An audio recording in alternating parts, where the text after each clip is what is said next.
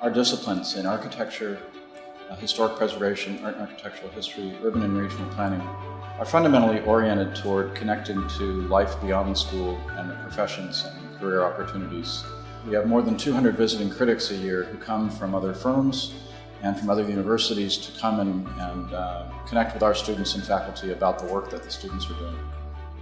I am participating in the teaching firm in residence with Haseen Associates this semester where I work. David Haseen, the principal and creative director, has been leading the charge.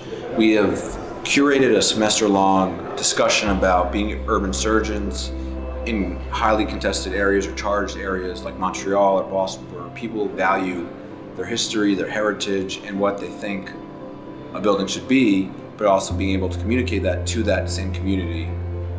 How do non-architects view your projects and having effective communications? It's been a great experience taking what I've learned with Haseen Associates and kind of distilling it to the students, being able to share where I went to school with my colleagues, and to see old professors and have them sit on reviews with me now as a teacher. It's been a lot of fun and it's been great to give back. Building things is something that architecture students do from the beginning, whether they're models or actually full-size applications. Historic preservation students do field work from the first courses that they have here throughout all of their time through the graduate program. It's really important based on what we do to imagine things and then test them out.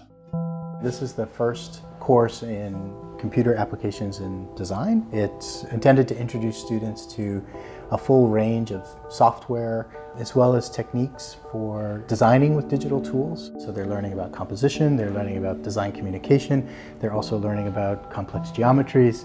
So they build up a whole repertoire from a 2D line to kind of 2D implying 3D shape to a 3D form to a 3D form that actually gets fabricated. This course is intended to give students different entry points into computing. So no matter what software they use beyond school, they should know how to kind of enter into that environment and get comfortable with it very quickly. So it's how to adapt quickly, how to learn quickly, and how to slip between different software as seamlessly as possible.